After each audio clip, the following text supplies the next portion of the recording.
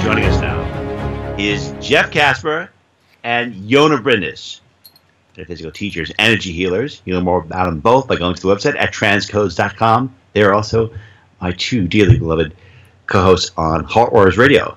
Mr. Casper, Ms. Jona Bryndis, welcome to the program. Thank you for being with us today. Thank you for having us, Ryan. Yes, thank you. So, focus of the discussion is soulmates. What is the metaphysical principles behind a soulmate? Is it a necessity to fulfill your life's purpose by finding your soulmate, or is it kind of like an option? Is it a necessity? You have to find a soulmate in this lifetime. If we break it down energetically, there's three different types of relationships that people are talking about when they're talking about soulmate. Okay, there is a relationship that they refer to as soulmate when they are talking about the one and only, the one true love in their life. Then there's this twin soul and twin flame concept that comes in here, which also includes sort of empathetic or energetic ties between people. And then we also have karmic relationships. And all these relationships can feel that this is the task, that this is it, that this has to be it. But the problem with these categories or these labels is that people, of course, especially when it comes to love and relationship, often go into specialness with it or go into a form of fantasy with it. Yes. And so the majority of relationships that we can see here from an energetic point of view are actually karmic relationships. So when people have this feeling like you meet somebody and you have this instant chemistry and you feel like you got to do something here. This is not just a normal... known them forever. Yes. Yeah, you've known them forever. And there's so many similarities. It's like it's smacking you in the face. Those are typically karmic relationships. There's some kind of recognition on some level, whether a person is a trained empath or energy worker or not. Doesn't matter. Everybody can feel this. And so there is some of that in there, that what you asked about. This is, yes, we are destined to a certain degree to go through karmic relationships. It is, however, less personal than people think. So it's more the energetic signature that we feel attracted to, and the resemblance to, karma, of course, itself is subject to labeling, okay? Right. It doesn't always have to be related to past lives.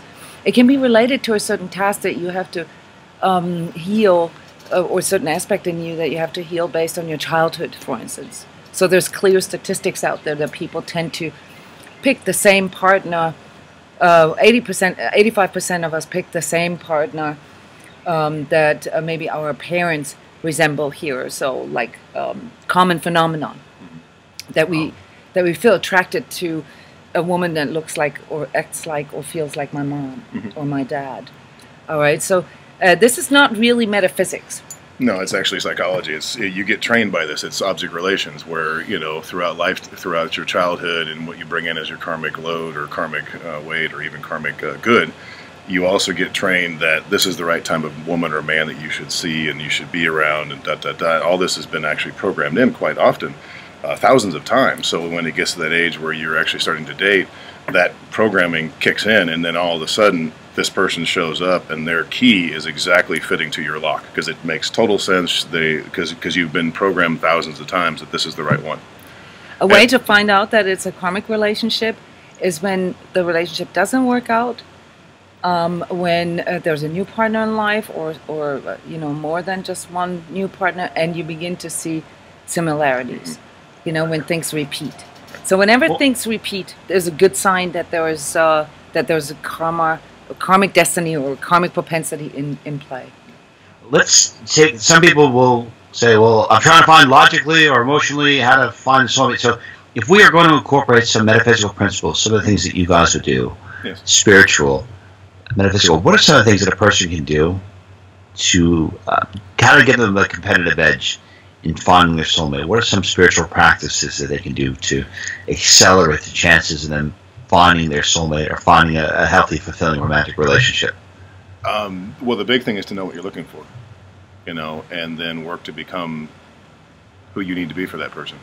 So if you want to have and again, we're looking at broad concepts here. I mean, if you're looking at what most people consider to be a relationship, like a soulmate level, it's typically externalized, which is a huge topic.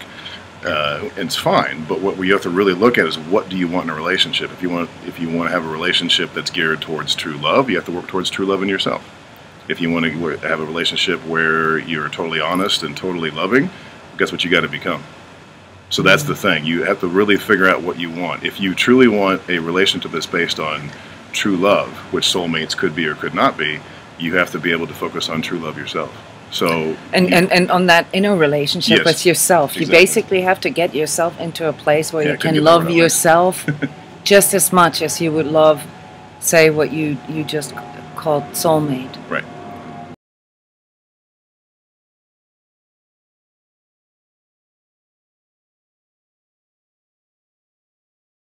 If a person starts working on themselves and starts clearing out some of their energies from the past life, past life karma, how will that impact the type of person they will pull into their lives?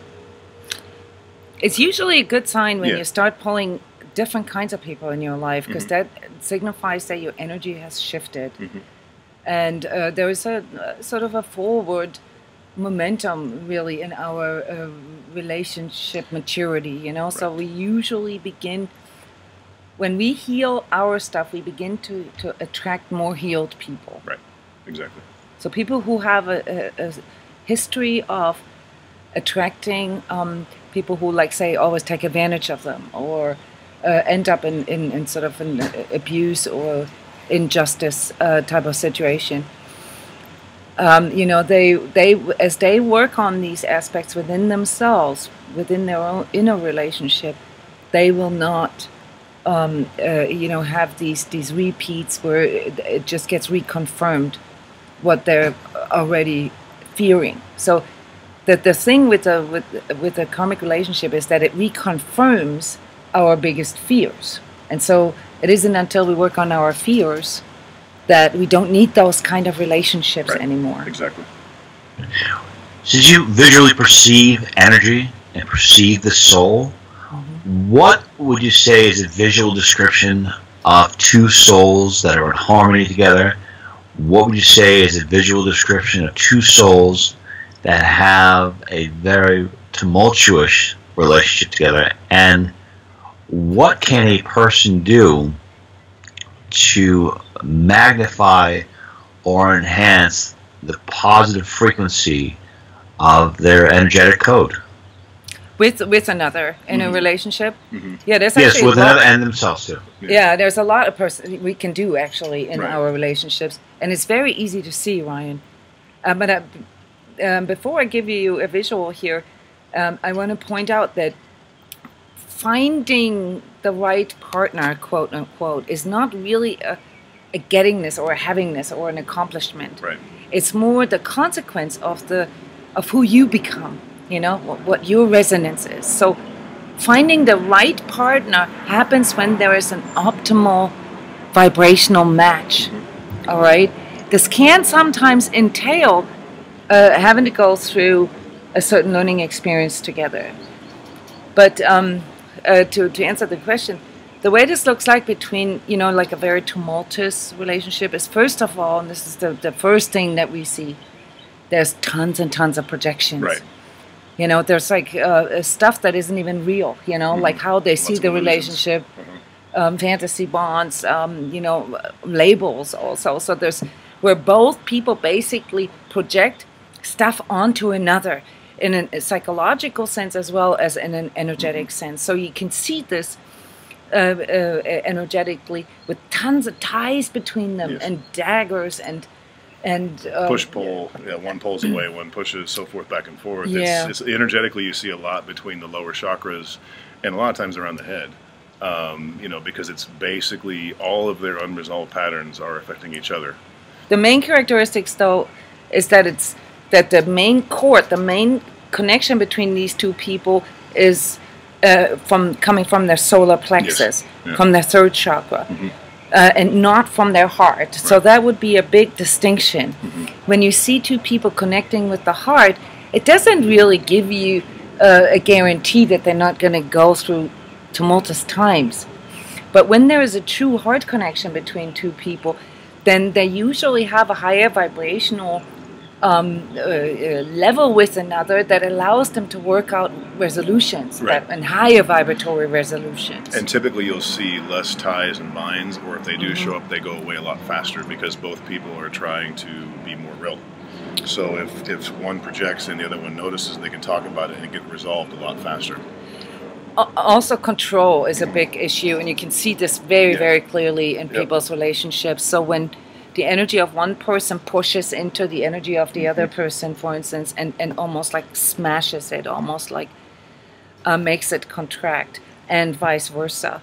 So these things are very, very easy for us to see, you know. And the hardest part really in energy work and energy coaching is not so much to identify this, but to really work with a person through what Jeff said earlier, what they truly want and how you can get there. Because you know, we have this ideal in our head, but everybody kind of has a different ideal. And some people are really happy with what they have. They're okay with control. They're okay with manipulation. That's the crux with the karmic aspect of relationships, because if we have something sitting there that needs to be resolved, be it past life or childhood, all right, then we literally need this experience. We need this kind of partner. So there is a destiny in that as well. It just typically doesn't lead to a positive outcome unless, and this is really the cool thing, and this is a big part of our work here at transCODES, unless both agree to wanting to change it and both agree to wanting to work, you know, in this sort of active self-healing way, you know, when they're both willing to face and to deal with this, and then a relationship between two people can entirely shift. Right.